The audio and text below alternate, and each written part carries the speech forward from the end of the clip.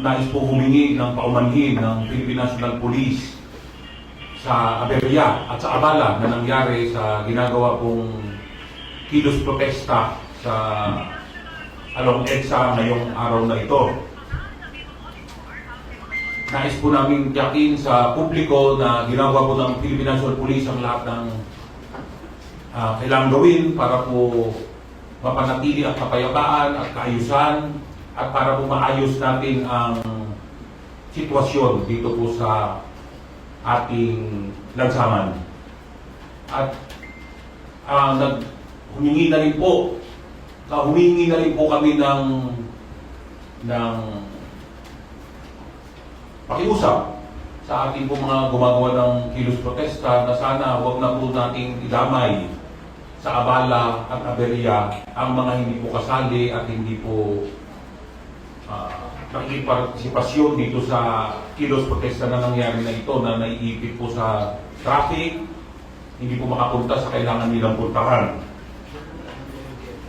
Alinsunod rin sa direktiba ng Chief Philippine National Police ay magdadagdag ng pwersa ang Philippine National Police dito po sa mga areas na kailangan ng ating mga kapulisan at kaakibat po nito ay ang pag-observe ng maximum tolerance. Wala pong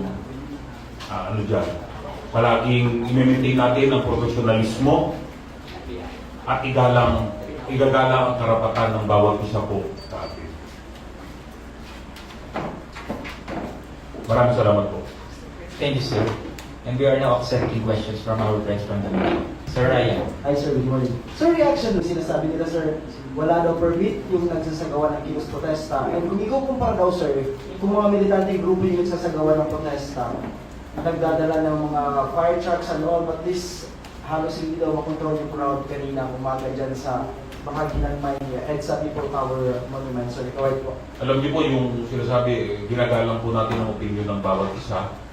Pero kahit siguro po sinong tumingin ay hindi pwedeng sabihin malamya ang meron ka pong inilabas kagad na kulang-kulang 6,000 kapulisan para po mag-maintain ng kaayusan sa ating mga kalsada.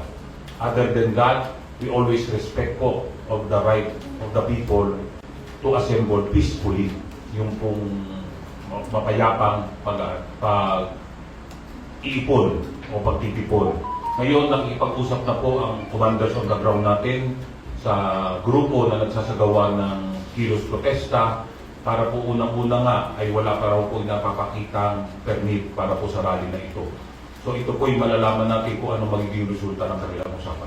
Sir, what's the situation on the ground as of this time? Ilan na po yung crowd estimate and ilan po yung naka-deploy na police so far? As of around 11 this morning, ay meron na pong estimated 10,000, more or less 10,000 dyan sa People Power Monument. At meron pong mailan-ilan sa Liwasang Bonifacio, sa Green Hills at sa Mandaluyong. Sir, may mga arresto na rin daw po? May we have the details po? Meron po na karoon ng konting scaffold. Yun na rin po, papakiusapan namin na ito po gumagawa ng kilos protesta na wag na po sana nating idamay yung hindi po kasama dito sa kilos protesta na ito by obstructing yung ating pong mga lansangan o ating mga kalsada, sinasadya pong harangan ng mga sasakyan. Kaya po nagkaroon ng nagkaroon ng konting aberya, sabihin na natin, na kung saan ay may nasaktan po tayong mga kapulisan. Meron na po tayong na-arrestong 3 at meron na rin pong nasaktan na 3 pong kapulisan. Ang isa pong na-arresto natin ay driver ng bus kung saan nung siya po ay pinapatigil o wag nang pagalaw yung bus ay pina-atras abante niya at nasagasaan po niya ang isang pulis natin. Hindi man nasagasaan na nabangga ng tug. At meron po namang 2 pa na na-aresto na nanuntok po ng ating kapulisan. Sir, good morning. Itong activity ng INC, expected po ba ito or surprise, sir? We were apprised of the, medyo hindi lang yung napaaga nating nalaman, but we were apprised of their plans. Sir, was there meron bang failure of intelligence? Kasi naging ganito yung effect na naharangan nila yung buong EDSA, nagkanda traffic yung mga tao na hindi naman supposedly kasama at hindi dapat sila maapektuhan. Nagkaroon ba ng failure of intelligence on the part of the PNP? I-assess po natin lahat ang mga naging aksyon ng ating commanders on the ground as well as yung ating kung sinasabi ninyo, yung intelligence personnel natin. Ang importante po sa atin ngayon ay mapanatili po ang kaayusan na maibalik sa normal ang sitwasyon at kagaya nga po ng pakiusap namin doon sa mga nagsasagawa ng kilos protesta na ito ay huwag na pong idamay yung hindi naman kasali by sinasadya pong to obstruct yung ating mga kalsada by using their vehicles, hinaharangan yung ating mga kalsada kasi na i-impede na po yung movement ng ating mga kababayan na may kailangan pupuntahan. Sir? May info na ba sir kung up to what time sila pagbibigyan doon? Yung po ang kagaya ng kasama po yan sir sa pinag-uusapan na obviously it will not be indefinitely. But ito po kasama natin ang DILG na tinitignan kung hanggang saan po yung pwede nating pagbigyan sila sa kanilang kilos protesta. Colonel, anong Yes. kaso po ng tatlong na-aresto? Mayroon po tayo naisip na direct assault but we're still studying yung kung iba pang pwedeng ikaso po sa mga tao na ito. Sir, pa-explain lang, why direct assault? Sinaktan po nila yung ating kapulisan so that constitutes direct assault against an agent of person in authority po. And sir, can we be more specific? Ano ba yung intel na natanggap ng PNP dun sa nangyari or before din nangyari yung protest rally kanina madaling araw? We will be conducting sir an assessment of our at hindi pa po kayo privy as to what really transpired po sa kaninang natin. It's still being assessed po. Opo. Sir, sorry. Go ahead. Sorry. And then identify na po ninyo, since binabanggit naman na po na it's the INC ang nag-launch ng protest, sino ang liable dun sa organizers in case na meron kinailangan managot? Again sir, we have identified that majority of the participants are from the INC and yun nga po, to be included in the assessment and the investigation, so to speak, after the event, kung sino po ang pwedeng managot kung meron ba pong liable dito sa nangyari. Thank you. Sir, sa ngayon ba, ongoing na yung coordination? May pag-uusap na ba between the INC leadership and the PNP or the government itself para ito ay, kasi marami na pong naapektuhan yung mga traffic, sobrang traffic. So may pag-uusap na ba para mas maging maayos yung sitwasyon doon? It's ongoing. Our regional director of the ground ng NCRPO, ayun na po, unang-una nga ang feedback sa kanya ay wala namang pong permit.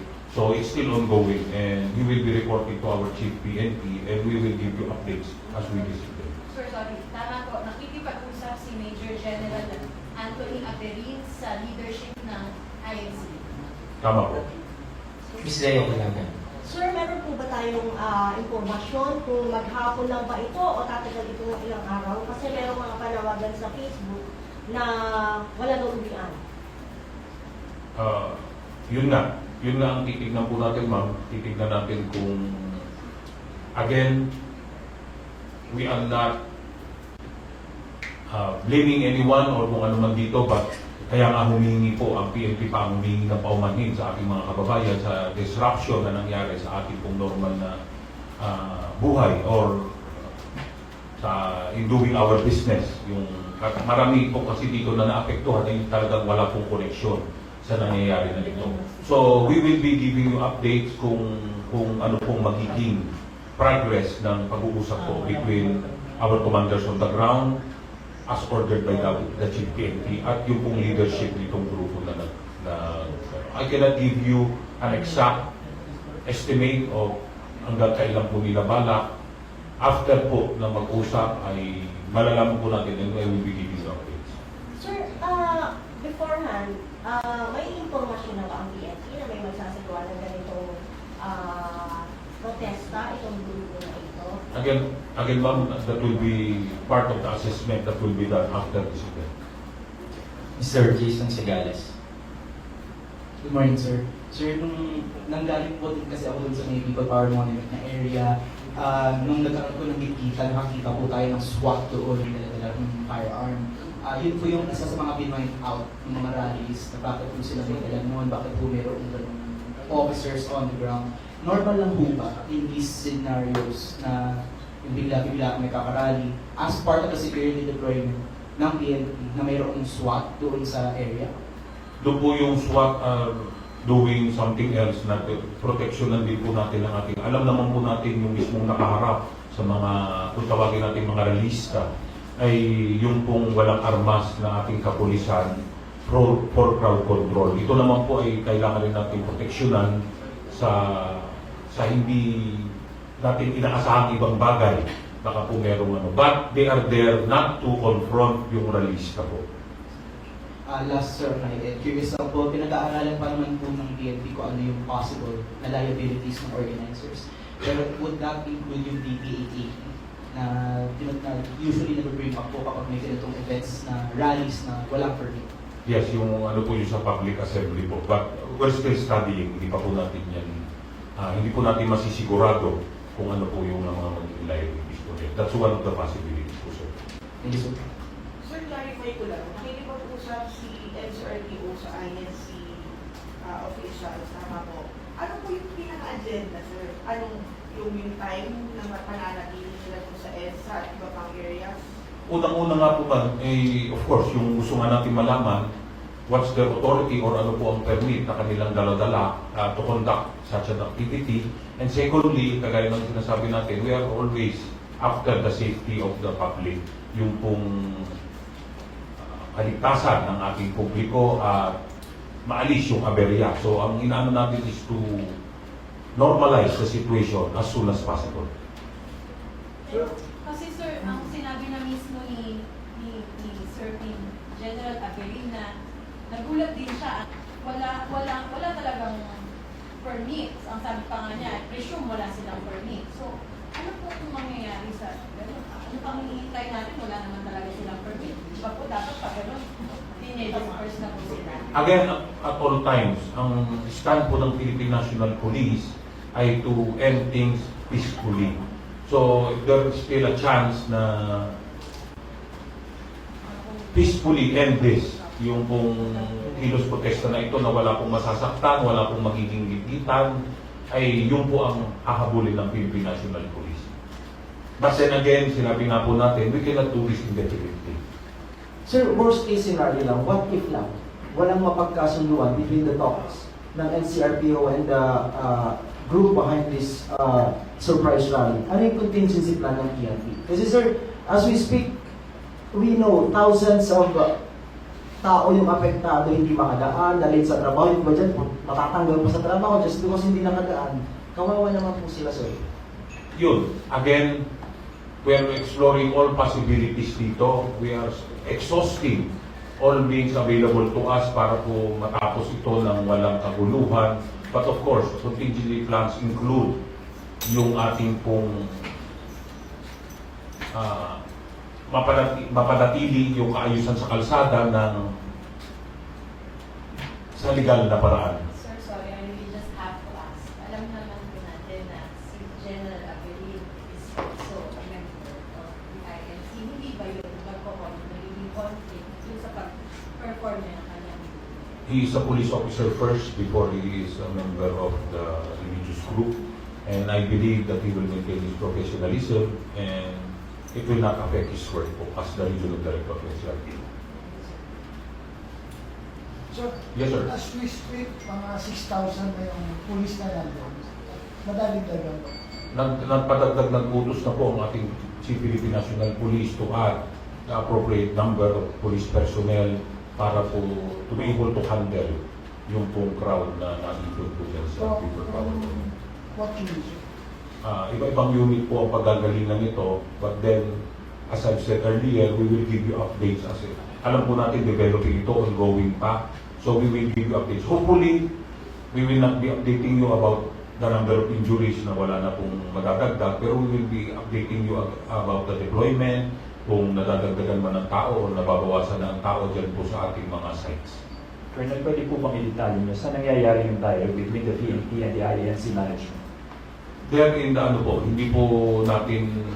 hindi naman yung official na kung saan pang place, doon po mismo sa site nandun po ang ating regional director. So he's talking to the people who are leading doon po sa mismo site. Hindi po ito yung sa central office of the Wala pa pong ganun na report sa akin. Sir, nag-cancel yung si PBBM ng mga events na to monitor. May order na ba from the PNP na pwede ba enforce this person sila since ganyan din na nangyayari? Kamagay po sir. May nag-cancel na po si PBBM ng event to monitor that rally. So, meron na ba siyang order from the PNP leadership na kung kinakailangan i-disperse na yan? Again, we will exhaust all possible peaceful means of dispersing and ensuring that the situation on the ground remains normal or return to normal. But that's one of the contingency plans na pwede pong. But as of now, our Chief PNP is ordered a full alert status on our units, all our units in Region 3, Region 4A, as well as in NCRPO.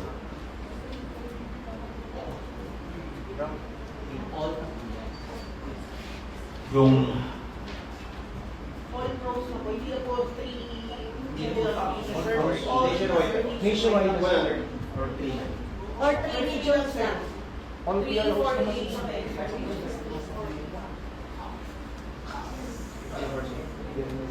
NCRPO, Pro 3 Tatlo lang, sir, or advanced planning, pasensya niyo. Advanced planning po yun. But as of now, ang naka-full alert status po is Region 3, Region 4A at NCRPO.